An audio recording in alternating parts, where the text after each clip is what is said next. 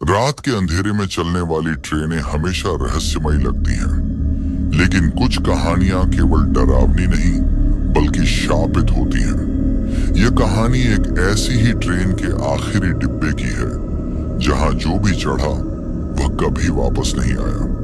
राहुल एक पत्रकार था जिसे रहस्यमयी घटनाओं पर लिखने का शौक था।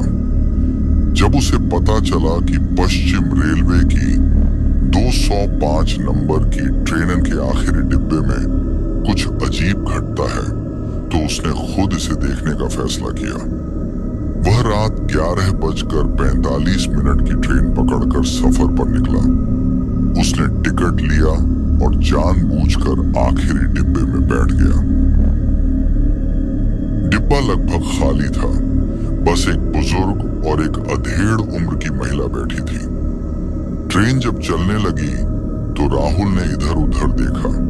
सब कुछ सामान्य था, लेकिन जैसे जैसे ट्रेन आगे बढ़ी माहौल अजीब होने लगा।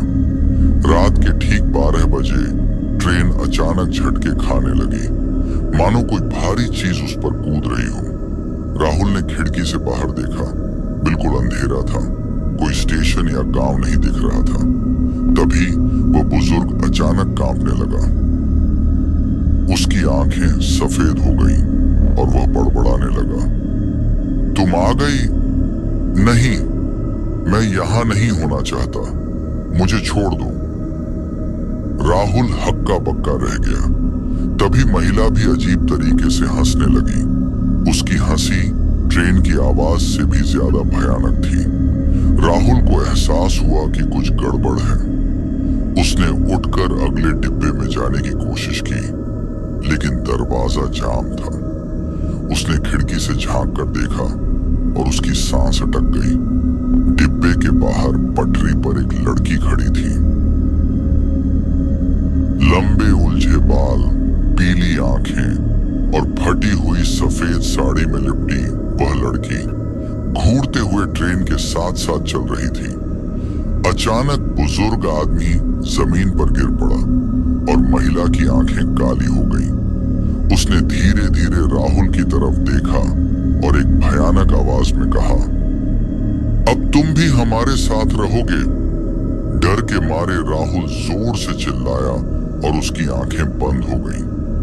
जब उसने आंखें खोली तो देखा कि वह रेलवे ट्रैक के पास पड़ा था। ट्रेन जा चुकी थी और चारों ओर सन्नाटा था।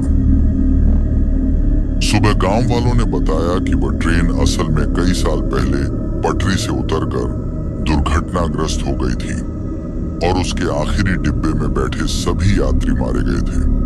लेकिन कुछ लोग अब भी दावा करते हैं कि रात के 12 बजे वही ट्रेन फिर से पटरी पर दौड़ती है और जो आखिरी डिब्बे में चढ़ता है वो कभी वापस नहीं आता।